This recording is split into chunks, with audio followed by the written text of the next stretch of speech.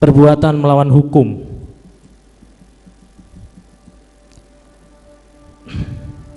Sehingga membuat saya harus duduk di sini di hadapan majelis yang mulia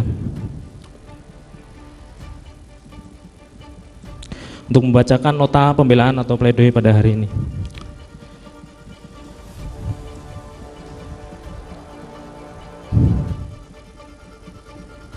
Pengamanan senjata api yang dianggap oleh penuntut umum sebagai bagian dari perencanaan pembunuhan terhadap almarhum Nofriansah Yosua Huta Barat. Dengan tegas saya sampaikan bahwa saya tidak pernah tahu ada rencana pembunuhan. Dengan menangis, Ricky Rizal menyampaikan bahwa tidak pernah tahu ada rencana pembunuhan, apalagi dianggap sebagai bagian dalam rencana tersebut. Apalagi dianggap sebagai bagian dalam rencana tersebut.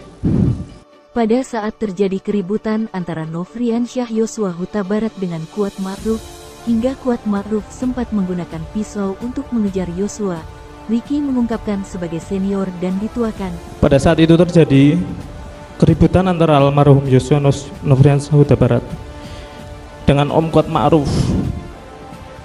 Yang berdasar cerita dari Om Kuat Ma'ruf sempat menggunakan pisau untuk mengejar almarhum Nofriansah Yosua Huta Barat. Ia melakukan tindakan mengamankan senjata api sebagai bentuk antisipasi dan mitigasi risiko terjadinya keributan kembali di antara mereka. Saya sebagai seorang anggota Polri, sebagai senior, sebagai yang dituakan, melakukan tindakan mengamankan senjata api sebagai bentuk antisipasi dan mitigasi resiko terjadinya keributan kembali di antara mereka. Ricky Rizal mengungkapkan upaya pengamanan terhadap pisau yang dipakai Kuat. Upaya pengamanan terhadap pisau yang dipakai juga sudah saya lakukan malam itu, dan tindakan pengamanan senjata api sudah saya sampaikan langsung terhadap almarhum Yosua. Saya sama sekali tidak mengetahui ada permasalahan antara almarhum Nofriansah Yosua Huta Barat dengan Ibu Putri.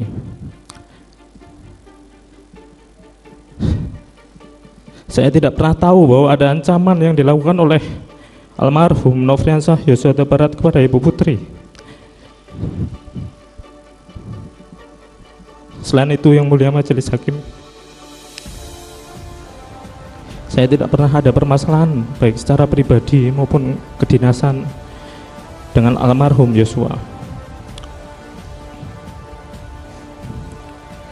Dari keterangan saksi yang hadir di persidangan, tidak ada yang menyebutkan ada perintah terkait mengamankan senjata. Didukung hasil pemeriksaan poligraf kepada saya dengan isu apakah ada seorang yang menyuruh mengamankan senjata milik Nofriansah Yosua. Yang saya jawab tidak ada dan sudah terindikasi jujur. Berdasarkan pada keterangan saksi Bapak Ferdi Sambo, Ibu Putri, Om Kuat dan Susi, yang menyatakan mereka tidak mengetahui bahwa saya telah mengamankan senjata milik almarhum Nofriansah Yosua Huta Barat. Hal ini juga diperkuat keterangan yang termuat dalam berkas surat tuntutan yang dikemukakan oleh penuntut umum bahwa terdapat komunikasi antara Bapak Ferdi Sambo dengan Ibu Putri yang tidak pernah saya ketahui.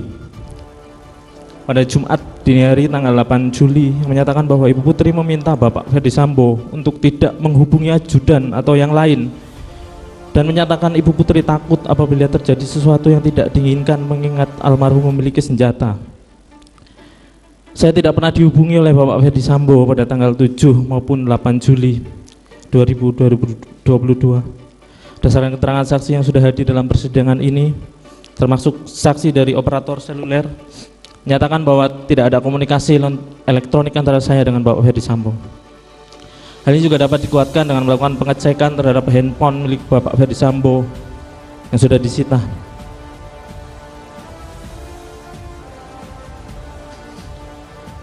Mohon izin yang melanjutkan yang mulia majelis hakim.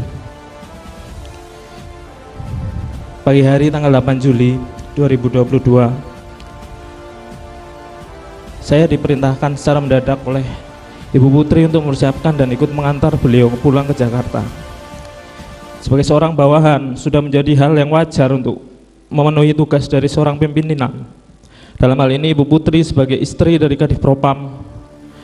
Perintah yang disampaikan juga jelas, tidak ada kaitannya dengan tuduhan yang mengatakan saya sudah mengetahui dan menghendaki kemungkinan dilakukannya sesuatu terhadap almarhum Nofriansah Yosua Huta Barat. Setelah tidak ada hubungannya dengan perintah backup yang penuntut umum ambil dari keterangan setelah tiba di Jakarta. Perintah mendadak tentu mengakibatkan semua dilakukan secara terburu-buru, termasuk menurunkan barang-barang dan sekaligus senjata api yang telah saya amankan karena khawatir ada keributan lanjutan antara almarhum dengan Om Kuat Ma'ruf pada malam sebelumnya. Senjata tersebut saya letakkan di dashboard mobil LM bersamaan dengan meletakkan senjata steyr yang memang biasa diletakkan di mobil ibu. Selain itu memang almarhum Yosua sepengetahuan saya juga akan duduk di situ, yang mulia, yang kemudian diasumsikan sebagai tindakan mengamankan senjata kembali dan respon dalam bentuk kehendak serta rencana yang saya sebagai judan yang terlatih untuk meluluskan dan mendukung kehendak Bapak Ferdi Sambo yang berencana meminta bantuan backup di Jakarta. Sekali lagi, penuntut umum memakai keterangan yang baru dikemukakan oleh Bapak Ferdi Sambo di Jakarta. Jika saya berniat untuk mengamankan kembali senjata almarhum Yosua Nofriansah Huta Barat, akan lebih masuk akal bagi saya untuk meletakkan senjata tersebut dalam tas tumi milik saya, sehingga senjata tersebut selalu dalam penguasaan saya. Tidak pernah saya menyampaikan kepada siapapun bahwa jangan sampai almarhum Nofriansah Yosua Huta Barat mengambil senjatanya kembali.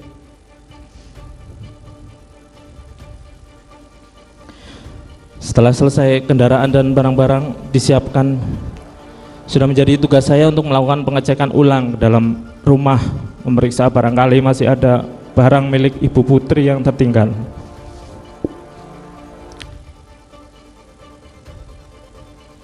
Ketika saya melakukan tugas tersebut, saya tidak tahu dan tidak pernah menyampaikan kepada siapapun tentang pembagian tempat duduk di kendaraan yang akan dipakai menuju ke Jakarta. Dalam berkas surat tuntutan selalu disampaikan bahwa almarhum Nofriansah Yosua Huta Barat harus selalu diawasi dan dikawal sejak awal berangkat dari Magelang ke Jakarta, pada saat berhenti di rest area maupun saat di rumah Duren 3. Tapi dalam berkas tuntutan tidak pernah menyebutkan perintah pengawasan dan pengawalan disampaikan oleh siapa kepada siapa serta kapan dan di mana perintah itu disampaikan.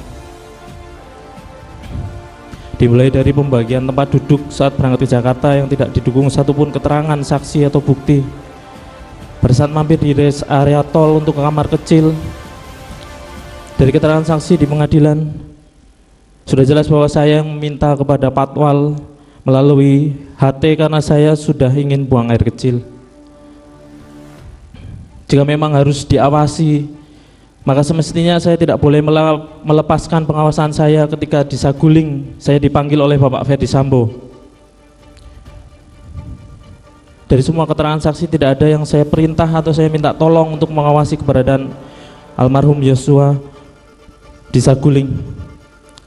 Dan terakhir di rumah Duren 3, ketika kami tiba dan semua turun dari mobil serta terlihat di CCTV yang sudah diputar di pengadilan, saya tidak pernah sedikit pun selalu memperhatikan gerak-gerik dan keberadaan almarhum Nofriansah Yosua Huta Barat. Saya tidak segera masuk karena harus memutar balik mobil yang akan digunakan Ibu Putri kembali ke Saguling setelah hasil PCR keluar. Saya tidak mempunyai penglihatan super yang mampu menembus pagar rumah untuk memastikan keberadaan almarhum Nofriansah Yosua Huta Barat sementara saya berada di dalam mobil.